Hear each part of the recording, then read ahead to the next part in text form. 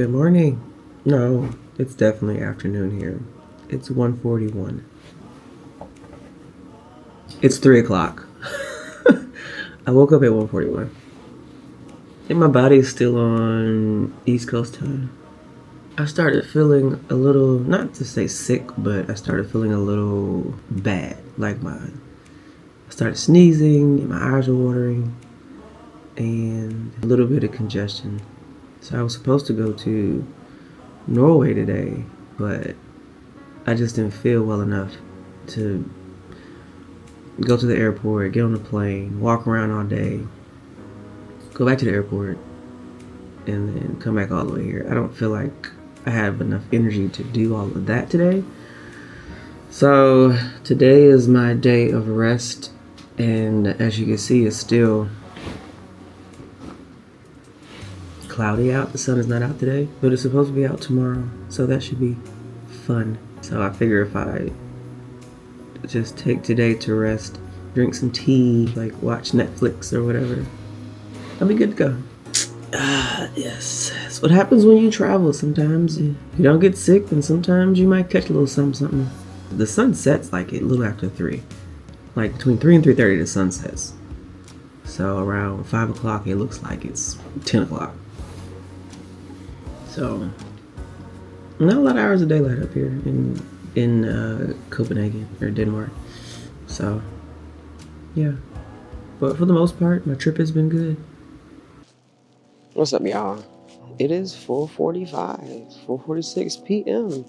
and it is like pitch black. It's so quiet out here.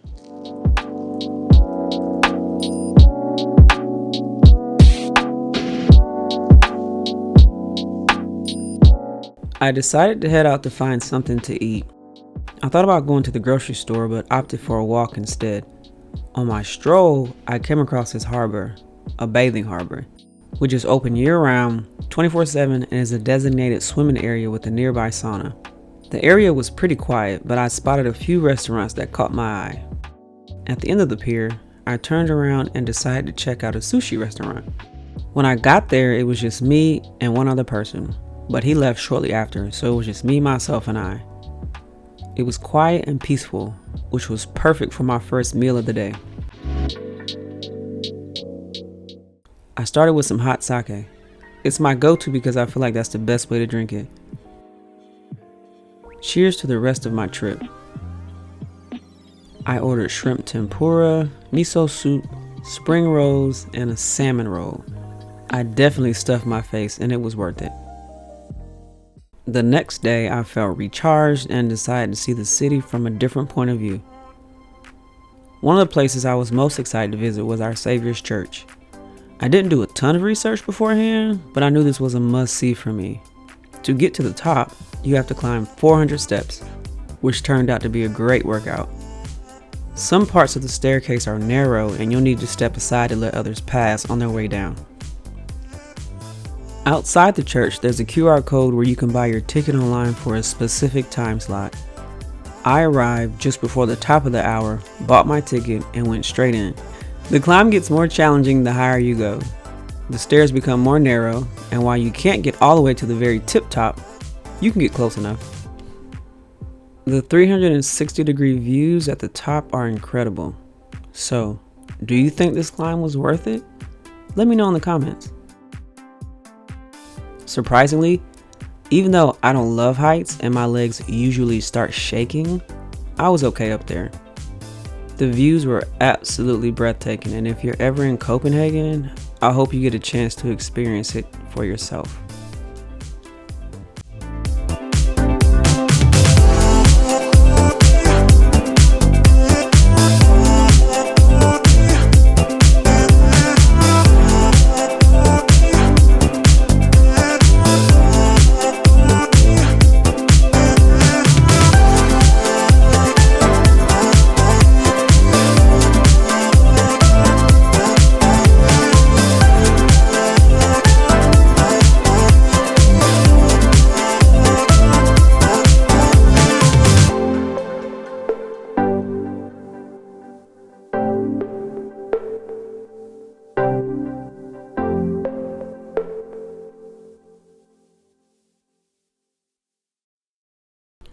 After descending the steps, I decided to keep wandering around the city.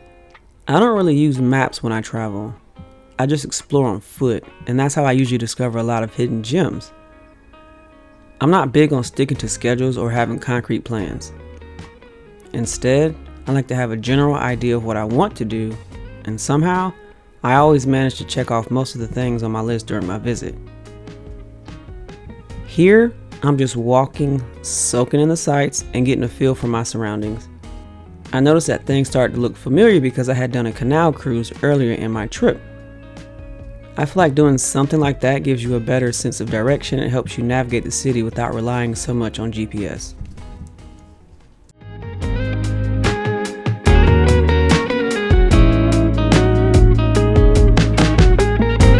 As I kept walking, I spotted the Danish Architecture Center across the water, which was one of the places I wanted to visit. I found the entrance, went in, and bought my ticket. The ticket was actually a sticker you wear on your shirt, which I thought was pretty cool. Inside, they had a coat check area as well as free lockers where you could store your belongings if you didn't want to carry them around. Take a walk with me as I explore the Danish Architecture Center. I hope you enjoyed this visit as much as I did.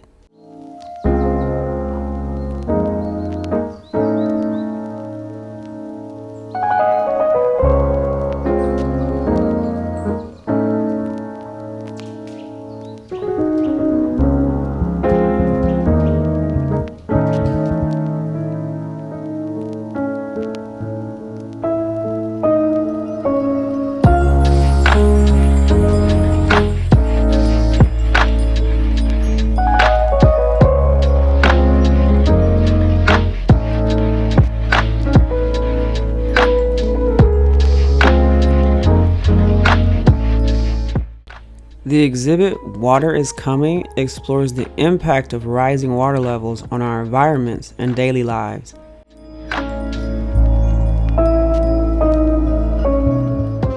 While exploring, I came across this table with little worksheets that asked about the best things about water. They had colored pencils and everything laid out so you can get creative. Naturally, I sat down to participate.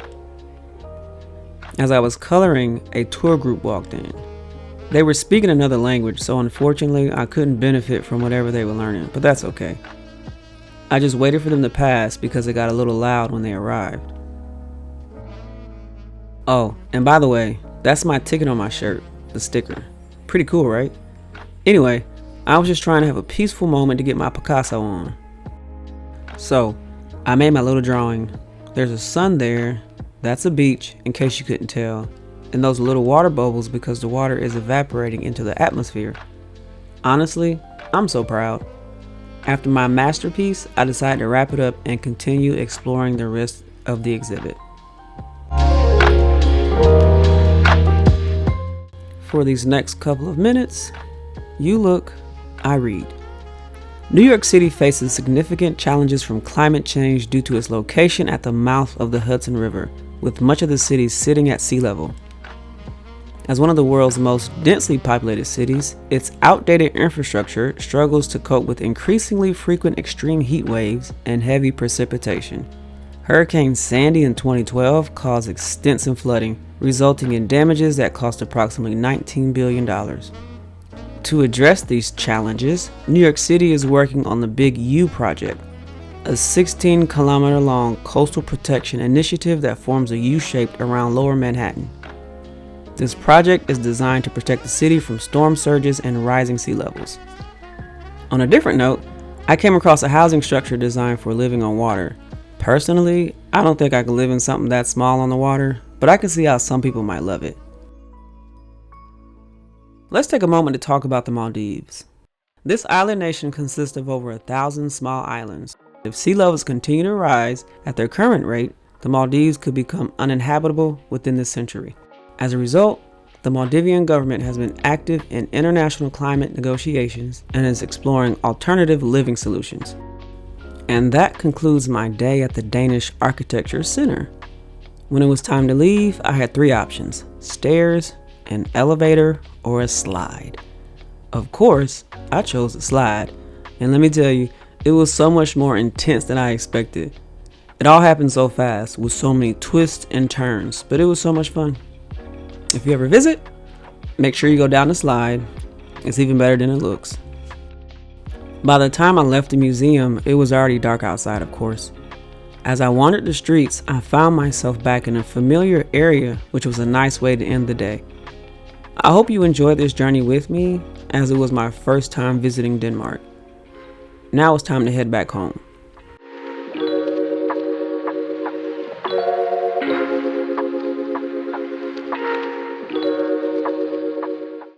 For my flight back, I flew SAS Airlines for the first time. It was a 10-hour flight, and I knew I couldn't do it sitting upright, so I used my points to book a seat that reclined. Oh my God, it was so worth it. I always feel like by the time I get on the plane, we should take off immediately. But then I remember I'm one of the first people to board, so I just sit back, enjoy my welcome drink, and wait. I can already hear my mom saying, "Every time I see you, you got a drink in your hand." And yes, that is absolutely the case. It took about an hour for us to take off after boarding, but soon I was saying goodbye to Denmark. Once we were in the air, I leaned my seat back and enjoyed the little luxuries like a hot towel and a nice meal. For entertainment, I decided to watch Dumb and Dumber because it's a classic.